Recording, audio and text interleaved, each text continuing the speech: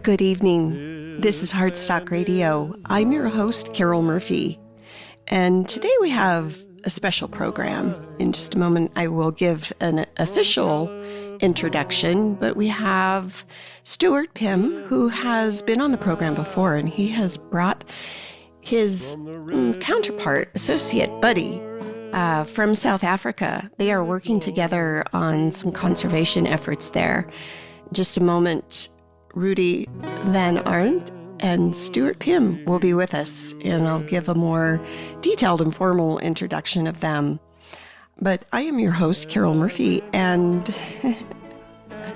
Daniel Hogan is in the studio. In just a moment, we will be back with Rudi and Stuart. Also, remember that you can email us at heartstockradio@gmail.com, and we're on social media. So please reach out, especially if you'd like to be a guest or have some comments about a show that you've listened to. In just a moment, we will be back with Rudi and Stuart. Thanks for listening.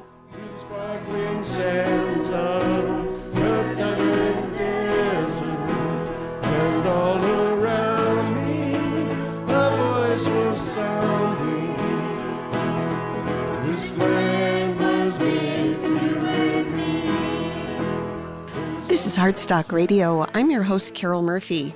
And today, I'm so happy that you're listening and that you're here. It's a special day on Heartstock. We have two guests today, which is kind of unusual in and of itself. Rudi van Aarde, he is the Emeritus Professor of Zoology Chair, Conservation Ecology Research Unit, University of Pretoria. And he's speaking with us from South Africa. We'll ask some more questions about that here in just a moment. And Stuart Pimm, who is our former guest, he's the founder of Saving Nature, extraordinary professor of that same Conservation Ecology Research Unit, University of Pretoria. And he's also the Doris Duke Professor of Conservation. And that's, of course, at Duke University. Hi, Stuart and Rudi. How are you? We're well. How are you? Most good excellent. Afternoon. Yes. Good evening. Well, it is, you are 8 hours. I think we figured this out. You are 8 hours ahead of us. So it is a beautiful morning here. We're having a lot of smoke because of our drought and forest fires. But aside from that, it's a beautiful morning here. What's it like there in South Africa, Rudi? And where are you speaking with us from? I am sitting at my office, or in my office here in Pretoria, where we have the first day of spring out here. Not officially, but as far as the weather is concerned, for sure. The first day of spring and the end of what we consider a long winter. Is that the dry season there that you're coming out of and going into a wet season? Yes, Pretoria is at the southern edge of the African savannas, and it therefore has rain only in summer. Our rains start in October and goes through to April.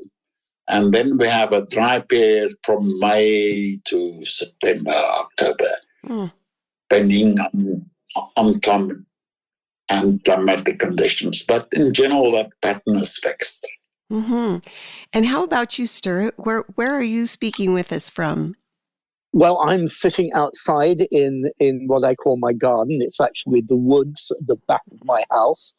And having had 2 weeks of blisteringly hot weather, today is just a gorgeous day. It's not too hot. The humidity has dropped. So I'm sitting out surrounded by my trees, and I'm feeling very happy.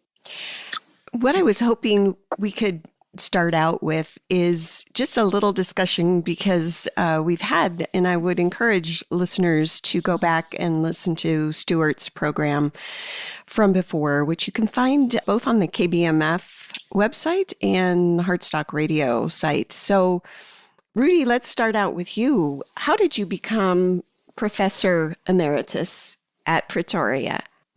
I suppose I grew old. That's how... Hey, we're lucky, right? If we get to do that. Better than the alternative. Yes. I started my university career about 48 or 49 years ago. Maybe, no, 50 years ago. Yes, 50. When things were very flowery and we just became aware of the global crisis of us losing species or species being a threat to be lost to mankind as I entered my first year at university. So all of around us, the bells were tolling and the doom and gloom period started off. Today, 50 years later, we know that the doom and gloom was not just a prediction, but a reality. Mm-hmm. And it was a good fortune that about 20 years into my career that I met Stuart somewhere in Europe at a conference, and that our kind of buddyship started with a common interest in conservation, and it has flourished ever since. I will not go into details how I became a professor, because that's a very tall and long story of a night in the Kalahari Desert with my then professor and his strange behavior that actually said I decided that night that, yes, it would be a good thing to be a professor of zoology, if I can be lucky. And the primary species, if I'm understanding correctly, that you are really working together to conserve is elephants. Is that correct? Our focus has been on elephant for the last 25 years. And it would be a pity if we can't continue this for another 50 years. Because I think after 25 years and efforts, not only our own, but those of many, many other groups and scientists, we slowly but surely understand why the elephant makes up about 80 to 90% of the wildlife biomass in terrestrial savannas. Why it is so charismatic, and why what happens to elephants dictate what happens to many other species out there. So to us, it's more just a symbol. It's actually an agent through which we are getting to understand the signals better. Mm. Yes, and we're all connected, huh? Take care of them. Mm-hmm. And Stuart, is there anything that you'd like to add about how you and Rudi began working together? Yes, I first met Rudi, as he said, at a meeting in Budapest. And he invited me to come to South Africa. Like many scientists, I had avoided engaging South Africa during the apartheid years, but Nelson Mandela had just come to power, and I was thrilled to take Rudi's opportunity to go there. Almost the first full day we had was at a meeting in Kruger National Park, and we were meeting with the scientific staff there. And one of the projects that a consultant was trying to impose upon them was to put the female elephants in Kruger on the pill, on contraceptives, to stabilize the numbers. And I thought that was the most damn fool idea that I had ever heard of, and calculated just how many elephants you'd have to put on the pill. Turned out to be about 4,000 female elephants, which was not even remotely possible. Mm-hmm. And the upshot of that was that Rudi and I started working together on looking at how we could, as it were, give elephants freedom to roam. That elephants were imprisoned behind the fences of Kruger National Park. And we needed elephants to be able to move between Kruger and particularly the adjacent areas of Mozambique. And so, as Rudi says, while most of the papers we write are on elephants, we've written some on lions and we've written some on various kinds of antelopes. Elephants are the key because they are the key to reconnecting the pieces of Africa.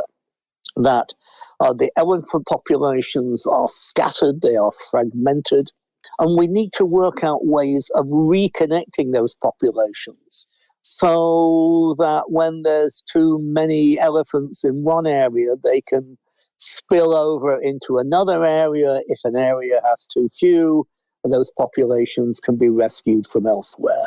And I'm really wondering the challenges that you've faced doing that. I mean, how has this work evolved into recent history? I would imagine that you've learned a lot over time. I've just recently been listening to Alan Savory's book on grassland management and desertification. Can you talk a little bit about that? Whoever would like to go first, it would be awesome. Yes. I think Alan's approach and philosophy is exciting and interesting and insightful. But here in Africa, what he has done in Zimbabwe many years ago, it all dissolved into speculation, and speculation that awaits a scientific proof. That is the big thing of that approach. But then again, in his favor, I have to say that all good science probably start off as an idea and speculations, and then await that as a test of good science to actually support what you are thinking or saying. I think but the elephant thing is far removed from that, in as far as that we had the good fortune of about 25 years of relatively hard and fun work to get to a point where we could say that this idea that we have a way to test it. We are offering a solution. That our idea is not unique. We don't have copyright in it. It has been promoted even back in the days of creating or establishing the Kruger National Park, for instance. Started off as loose fragments of protected areas, which more than 100 years ago were tied together, that were connected, which through those actions allowed the elephant population to increase from tens of animals to thousands. So we had some of the ecological processes being reactivated by healing the land. But we got to a point where that was no longer satisfying the conservation authorities. And was soon to learn that simply, even if we think of Kruger at that time as 20,000 square kilometers, in other words, half the size of, for instance, Denmark, we think of that as a big area. When it comes to 10,000 elephants, it's a small area. When it comes to the variety of land and living conditions, it's not catering for all this. And we had to think of how can we best extend that to actually cater for it in such a way that the animal numbers in itself will be limited by the processes that takes place on the right scale landscape. The extension of that is then, of course, to go from Kruger on and do it for the rest of Africa. And that's really where we are now, where we are working in this way, and it's something operational that will stretch from South Africa to the Horn of Africa and Kenya, that will connect elephants from South Africa and Mozambique with those in Zimbabwe and with those in Botswana, Namibia, up in Zambia, across Uganda, parts of Tanzania, and right into the Horn of Africa, into Kenya, where this kind of pipeline now could be a reality in 50 years from now, or even sooner. But there's more to it. Also, this kind of thing we need in Africa, and that is having a common goal that makes sense. Now, common goals in Africa is to develop this part of the world so that it is part of the rest of the world. Mm-hmm. One of the ways that I know Stuart also firmly believe we can do this is not through technology or through economies of some sort, but it is through conservation at the right scale, because all of the world is sensitive and all of the world benefit from us being successful in avoiding extinction, for us being successful in providing the variety of life to the world that Africa still has from. And I can carry on at this level, but I should round up. I think I said what I wanted to convey to you. I totally agree with what Rudi said. I think South Africa has an extraordinary leadership role to play in Africa and indeed across many, many other countries in the world because of its recent history. And particularly when it comes to conservation, South Africa has set aside extraordinary areas as protected areas, as national parks. And it's working with its neighbors now, with Mozambique, with Botswana, Namibia, Zambia, to establish areas that are the most spectacular places for wildlife, on the planet. The area that encompasses where those countries come together on the Zambezi is the most spectacular area for wildlife on the planet. It's an extraordinary place. And that kind of leadership, I think, feeds very much into what the nations of the world are talking about as they go into the Convention on Biological Diversity, which is meeting later this year. The heads of states will meet this year, and I think other groups will meet early next year in Kunming in China. One of the key things about what the post-2020 global biodiversity framework entails is this notion of protecting more of the land and especially connecting it. We need to be able to connect the pieces together. Even large areas like Kruger are too small for animals like elephants. We need to work out ways in which we can have connectivity. This resonates with the United States, where we have, Y2Y, the Yellowstone to Yukon initiative, that wants to make sure that there is connectivity across the Western United States. So this is an idea, I think, where South Africa's leadership is vitally important. And I was hoping that we could talk about the state of elephants. We've all heard the heartbreaking and gut-wrenching stories of not just loss of habitat, but poaching and war-torn areas where certain subspecies have evolved without tusks, which seems to be helping their numbers. Can you talk a little bit about where exactly are we? Is it getting better, or are we not making headway?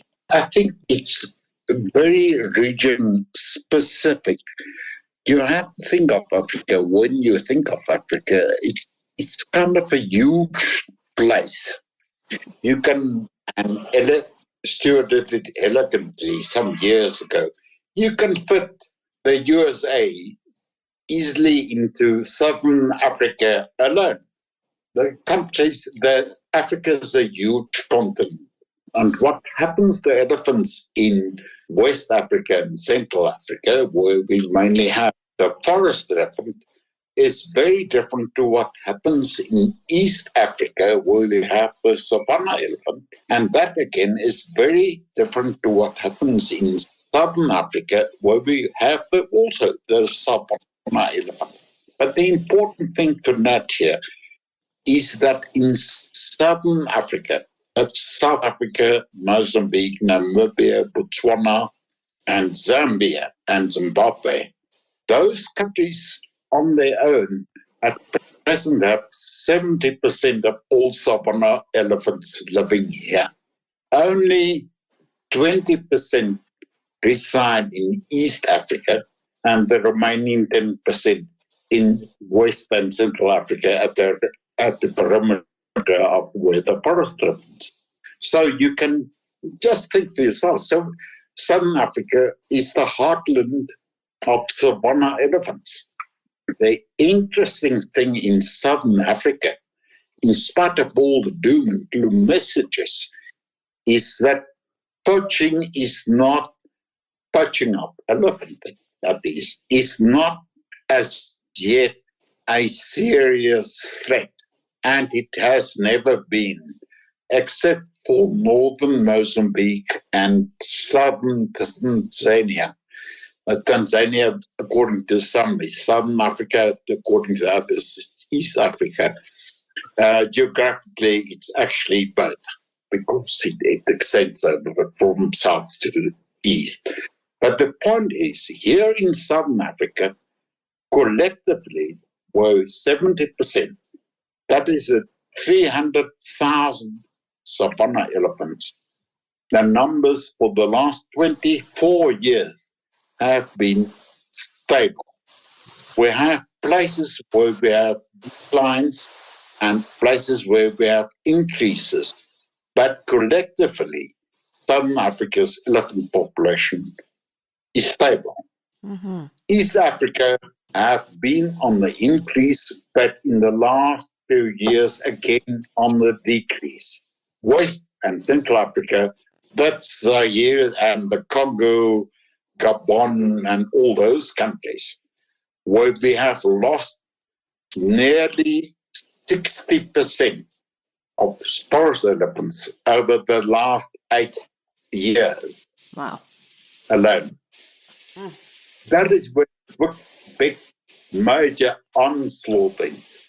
So to think of Africa losing elephants, yes, it's true, but it's not true for all of Africa. Southern Africa, where Stuart and I is actually focusing our attention on elephants, is actually relatively stable. And that provides a wonderful platform from which to operate. Mm-hmm. And Stuart? Let me just elaborate a little bit, because people are always surprised by how large Africa is. Yeah. Africa is 3 times larger than the lower 48 states. So you can fit the 48 states and Europe into just savanna Africa, not the Sahara, not the forest. So it's a huge area. And so, as Rudi says, you can't generalize. West Africa is losing its wildlife, even in its protected areas. Whereas, Southern Africa, needs to be complemented on broadly doing a good job. And can you talk a little bit more about, we've got about 4 minutes left, what the future holds and your vision of connecting all of the elephant habitats? Rudi, let me go first and then I'll let you have the last word. I am very optimistic. We have many, many hundreds of satellite transmitters on our elephants. We now have an extraordinarily good idea of where they go, where they can go. And I'm optimistic that we can work out practical solutions that will enable managers to enhance the connectivity of the wild areas of Southern Africa. Rudi? I see a future where economists that drives politics in the world, and economists and politicians will eventually hold hands with us to celebrate and support biodiversity conservation, with the emblem of the elephant as something that people can visualize and that people do appreciate throughout the world. For if we do that, then Africa will have a very, very fair place in global society. That's where I see our future lies. Yeah. And, it does seem to be all interconnected, political mindsets and wars, peace, economies, all of those interplay and affect our future and the future of wildlife. But specifically, the economy, that seems to be the driver for the poaching. People living in poverty and being kind of desperate. Is that a true picture? No. Please allow me to say no on this. Elephant poaching and also rhino poaching are driven by criminal networks. Those are international conglomerates that are extremely powerful, that affects every bit of lives of people throughout the world.